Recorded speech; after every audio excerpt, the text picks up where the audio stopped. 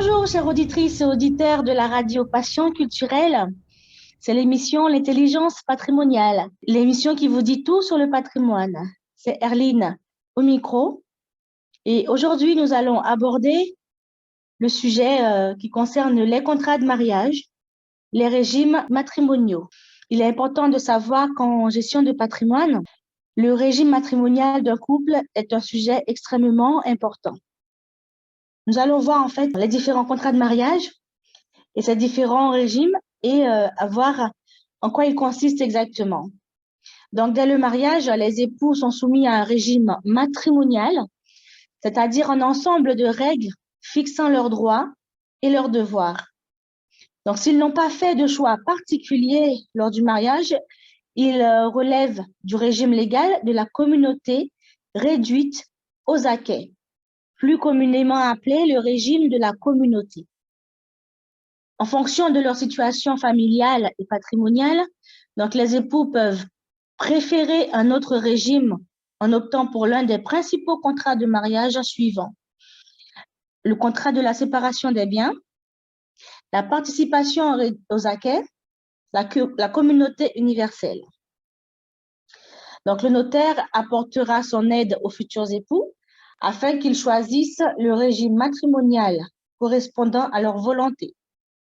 Il proposera des clauses spécifiques adaptées à chaque couple.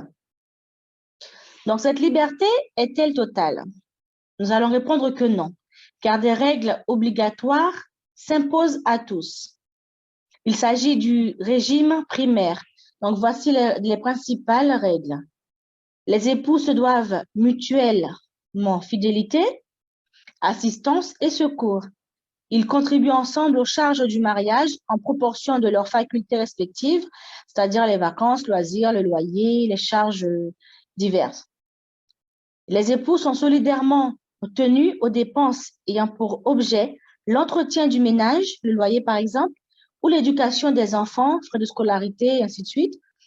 Donc, en dernier, un époux ne peut pas vendre sans le consentement de l'autre le logement familial, même s'il en est le seul propriétaire. Bon à savoir, en fait, tous les époux sont également solidaires du paiement de l'impôt sur le revenu, de la taxe d'habitation aussi, et de l'IFI, l'impôt sur la fortune immobilière.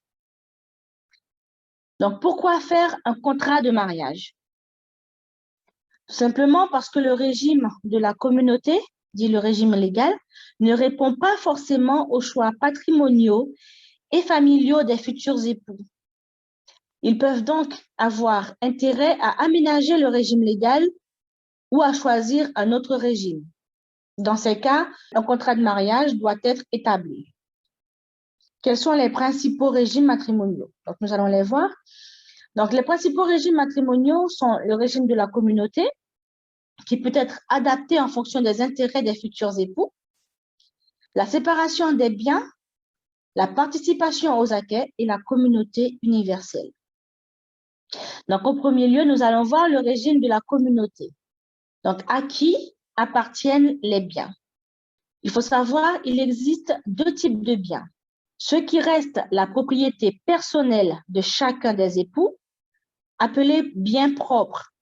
Il s'agit des biens possédés avant le mariage ou reçus par succession ou donation après le mariage. Ceux qui appartiennent en commun aux époux, appelés biens communs. Il s'agit là des biens acquis pendant le mariage à titre onéreux, c'est-à-dire achetés, et des revenus provenant tant de l'activité professionnelle des époux, donc leur salaire, que se produit par des biens propres ou communs, c'est-à-dire tels que des loyers, des intérêts de placement, des dividendes. Donc, contrairement aux idées reçues, il faut savoir que le salaire de l'un des époux versé sur son compte personnel appartient à la communauté. Qui paie quoi? Donc, les dettes nées avant le mariage. Chaque époux reste seul tenu des dettes contractées avant le mariage, c'est-à-dire les prêts, successions, donations, pour les régler. Il n'engage que ses biens propres et ses revenus personnels. Donc, pour régler ses dettes, il n'engage que ses propres biens et ses revenus personnels. Donc, les dettes nées après le mariage, elles sont communes au couple. Si l'un des époux contracte une dette, elle est commune au couple. Donc, pour régler cette dette, le créancier pourra saisir les biens communs et les biens propres de l'époux débiteur, c'est-à-dire l'époux qui leur doit. En revanche, les gains et salaires de l'autre conjoint ne peuvent être saisis. Toutefois, s'il s'agit d'un emprunt ou d'une caution contractée sans l'accord de l'autre, les créanciers de l'époux débiteur ne pourront saisir que ses biens propres et ses revenus et non pas les biens communs. Si les dettes sont liées à l'entretien du ménage ou l'éducation des enfants, à ce moment-là, les époux sont solidairement tenus de leur paiement.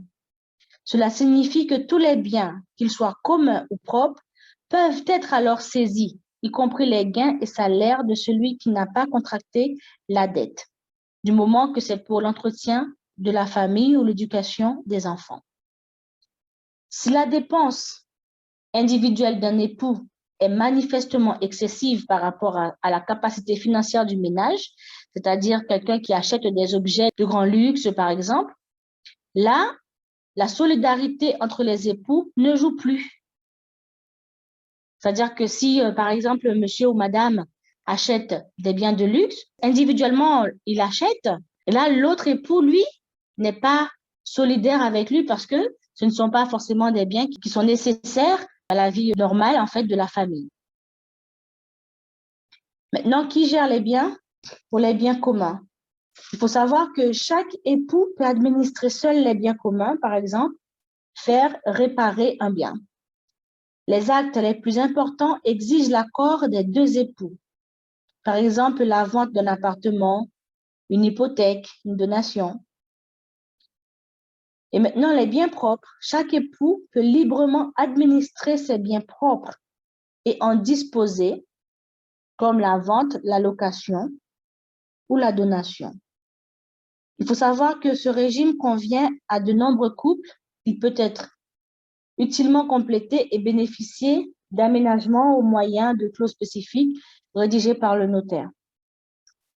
Donc, il faut faire attention à savoir si le logement familial appartient en propre à l'un des époux, ce dernier ne peut ni le vendre ni le louer sans l'accord de son conjoint. En fait, le point important qu'il faut retenir, c'est que c'est le logement familial. C'est le terme familial, éducation des enfants.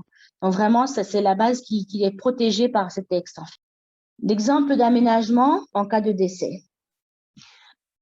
Donc, déjà, on peut attribuer au conjoint survivant un bien, c'est-à-dire la résidence principale ou secondaire, sans contrepartie. On appelle cela la clause de préciput. Ou bien partager les biens communs de manière inégale, c'est-à-dire 2 tiers pour le conjoint survivant ou 1 tiers pour la succession, clause de partage inégale. Ce qui est bon à savoir, c'est que l'époux survivant peut se voir attribuer la totalité de la communauté. C'est la clause d'attribution intégrale de la communauté. Cependant, cette clause présente des limites en cas d'enfants non communs. Le choix entre ces clauses nécessite une étude approfondie et pour cela, il faut être conseillé utilement par un notaire. Là, nous allons aborder la communauté universelle. Pourquoi choisir ce régime? Il est souvent opportun de choisir ce régime au moment de la retraite afin de permettre au conjoint survivant de conserver son cadre et son niveau de vie. À qui appartiennent les biens? Tous les biens, quelle que soit leur origine, sont communs. Donc, qu'ils soient acquis par donation, qu'ils soient héritiers avant, quel que soit, dès qu'il y a un bien, dans ce régime de la communauté universelle, après le mariage, tous les biens appartiennent aux deux époux. Donc, qui paye quoi? Toutes les dettes présentes ou futures, y compris celles antérieures au mariage, elles sont aussi communes. Et qui gère les biens? Les pouvoirs respectifs des époux sur les biens communs sont identiques à ceux des époux mariés sous le régime légal. Et donc, que se passe-t-il au moment du décès de l'un des époux? Le patrimoine, tout origine confondue, sera partagé par moitié entre le conjoint survivant et les héritiers du prédécédé. Mais très souvent, le notaire propose de prévoir une clause d'attribution de l'intégralité de la communauté au conjoint survivant. Lors du décès, celui-ci est propriétaire de la totalité du patrimoine du couple. Donc, en fait, ce régime est idéal pour des couples sans enfants ou avec des enfants communs, souhaitant que le conjoint survivant conserve la totalité du patrimoine commun. Là, il faut faire tout simplement attention. En cas d'enfants non communs, ils pourront demander à faire reconnaître leurs réserves héréditaires. Nous allons faire une courte pause pour poursuivre sur la séparation des biens. À tout de suite.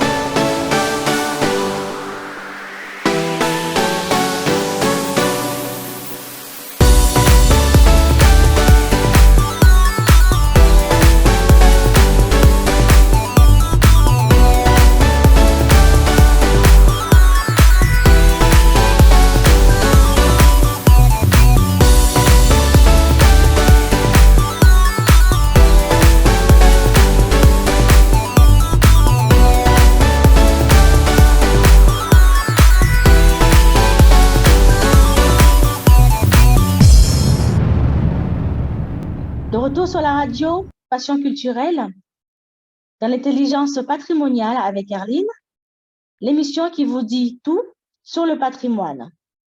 Donc aujourd'hui, le thème, les régimes patrimoniaux et les contrats de mariage. Là, nous allons entamer le thème sur la séparation des biens. Donc, pourquoi choisir ce régime? Le régime de la séparation des biens convient aux époux qui ont des situations financières différentes et qui ne désirent pas faire entrer dans une communauté les biens acquis grâce aux fruits de leur travail respectif.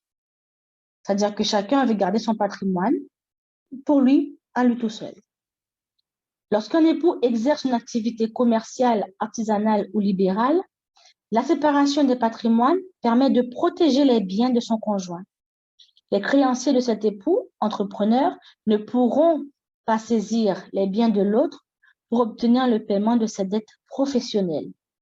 Donc, c'est un régime qui est très souvent ou tout le temps choisi par les personnes qui sont indépendantes, qui ont une entreprise. Donc, ça permet de protéger le patrimoine de l'autre époux en cas de dette. Ce régime peut aussi être adopté lorsque les époux ont des enfants d'une précédente union. Donc, si les époux respectent les règles de séparation des patrimoines, par exemple l'absence de compte bancaire joint, pas de biens immobiliers achetés en indivision, il n'y aura pas de compte à faire avec le conjoint survivant. Donc, il faut savoir que c'est aussi un régime qui permet de protéger les enfants que l'on a eus d'une précédente relation. Si on a des biens pour pouvoir mettre dans sa succession, ben, il est important en fait de choisir ce régime pour pouvoir justement protéger ces enfants-là. Donc, il faut faire attention en fait à ce régime qui peut présenter un inconvénient. Donc, le conjoint qui ne possède pas de revenus et se consacre par exemple à l'éducation des enfants ne profite pas de l'enrichissement de son conjoint. Il peut se retrouver sans ressources à la dissolution du mariage, donc soit en cas de divorce ou décès du conjoint, car il n'y a pas eu de création de patrimoine commun. Le notaire est là pour justement conseiller les clients pour atténuer cet inconvénient, notamment grâce à une société d'acquêt. À qui appartiennent les biens? Là, on parle des patrimoines qui sont séparés.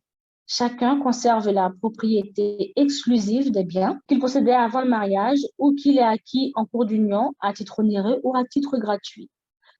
De ses revenus, gains et salaires et économies. Mais une indivision entre époux demeure possible. Il est possible pour les époux, en fait, d'acheter des biens ensemble, c'est comme une résidence principale, dès lors que chacun finance sa part. C'est-à-dire qu'on achète une maison qui fait 100 000, je mets 30% et mon conjoint met 70%. Donc, à la revente, je récupère mes 30% et lui 70%. C'est ce qu'on appelle l'achat en indivision. Donc, les dettes concernant l'entretien du ménage ou l'éducation des enfants obligent, par contre, solidairement les conjoints. Chacun est tenu du paiement de l'intégralité de la dette, même s'il n'a pas contracté lui-même la dépense. Les biens de chacun sont alors engagés et peuvent être saisis.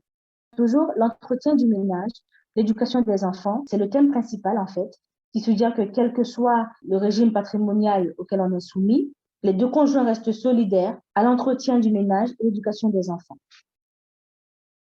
Donc, qui gère les biens? Chaque époux conserve l'entière administration et la libre disposition de ses biens meubles et immeubles. Il peut vendre ou donner ses biens sans l'accord de son conjoint. Attention tout de même, le logement de la famille bénéficie d'une protection particulière, même s'il appartient à l'un des époux. Ce dernier ne peut en disposer sans l'accord de l'autre. Donc, il ne peut ni le vendre, ni le louer, ni l'échanger sans l'accord de l'autre époux, tout simplement parce qu'il s'agit du logement familial. Maintenant, nous allons voir le régime, la participation aux acquêts. Alors, est-ce un régime séparatiste? Nous allons voir que oui et non. Donc, oui, c'est-à-dire que pendant la durée du mariage, les époux sont dans la même situation que s'ils étaient mariés sous le régime de la séparation de biens. Par contre, on va dire non, il n'est pas un régime séparatiste à la dissolution du régime. À la dissolution du régime, il n'est pas un régime séparatiste. Alors, la dissolution, c'est soit le décès, soit le divorce, soit le changement du régime. Il faut savoir que chacun des époux participe pour moitié à l'enrichissement de l'autre. C'est la création de participation. Cette créance se détermine par comparaison entre le patrimoine final, c'est-à-dire tous les biens appartenant à chacun d'eux au jour de la dissolution du régime, et le patrimoine originaire, les biens leur appartenant au jour du mariage ou acquis par donation ou succession. Donc, en comparaison de ces deux concepts, si un enrichissement est constaté, il est partagé par moitié. En revanche, si l'un des patrimoines s'est appauvri, l'époux concerné supporte seul cet appauvrissement. La créance de participation doit être payée en argent dès la clôture de la liquidation, sauf à demander un délai en justice qui ne pourra dépasser 5 ans, ou par l'attribution d'un bien. Ainsi, si ce régime préserve l'indépendance des époux pendant le mariage, L'égalité des patrimoines est rétablie en valeur à sa disposition. La composition des patrimoines peut être aménagée. Donc, le notaire peut notamment insérer une clause excluant les biens professionnels afin d'éviter leur prise en compte dans la détermination de la créance de participation. Une clause de partage inégal peut également être prévue. Donc, ce qui est bon à savoir, c'est qu'après une analyse de votre patrimoine, de votre situation familiale, de vos besoins actuels et futurs également, votre notaire vous aidera à déterminer le régime matrimonial le plus adapté à votre cas personnel. Donc, maintenant, nous allons voir quand et comment fait-on un contrat de mariage. C'est un acte qui est obligatoirement établi par un notaire en présence des deux époux avant le mariage. À défaut, il se trouverait soumis au régime légal de la communauté. C'est-à-dire que lorsqu'on se marie, on ne fait pas de contrat, on est obligatoirement sous le régime de la communauté. Donc, il est conseillé de prendre rendez-vous avec son notaire au moins 1 mois avant la célébration du mariage, afin d'avoir le temps de choisir le contrat le plus adapté. Et après la signature du contrat de mariage, le notaire délivre aux futurs époux un certificat qu'ils remettront à l'officier d'état civil. Ce choix mérite vraiment réflexion, même s'il est possible de changer de régime matrimonial. Donc, avant, il fallait attendre 2 ans de mariage pour pouvoir changer de régime matrimonial. Maintenant, la loi a changé. On peut changer de régime matrimonial à n'importe quel moment après le mariage. Le changement porte soit sur la nature du contrat, par exemple, passage d'un régime de séparation de biens à un régime de communauté universelle, soit sur certaines clauses, par exemple, l'attribution d'un bien particulier au conjoint survivant. Donc, comment fait-on pour changer de régime matrimonial?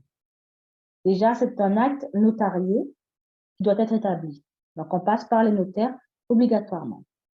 Il faut savoir que les enfants majeurs et les créanciers de chaque époux sont informés de la modification envisagée par le notaire.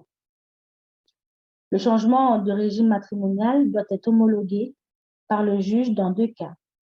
Donc, s'il existe des enfants mineurs, si un enfant majeur ou un créancier s'oppose au changement. Alors, tout de même, il y a eu un changement, c'est-à-dire avant l'entrée en vigueur de la loi de programmation 2018-2022 et de réforme pour la justice, la convention devait être homologuée en présence d'un enfant mineur. Donc, désormais, l'homologation judiciaire n'est plus automatique en présence d'un enfant mineur. Donc, à quel moment le changement est-il effectif? Donc, entre époux, le changement de régime prend effet au jour de l'acte ou du jugement d'homologation.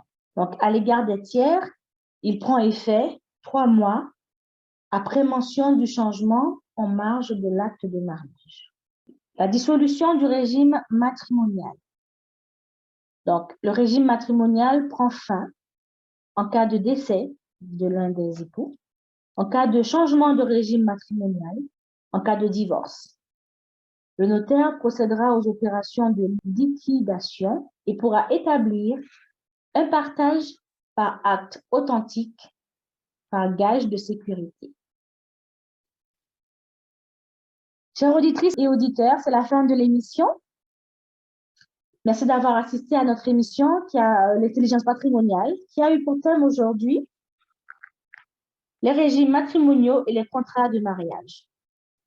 Donc, je vous dis à très bientôt pour une prochaine émission et restez connectés sur la radio Passion Culturelle. C'était Erline au micro et je vous dis à très bientôt. Au revoir.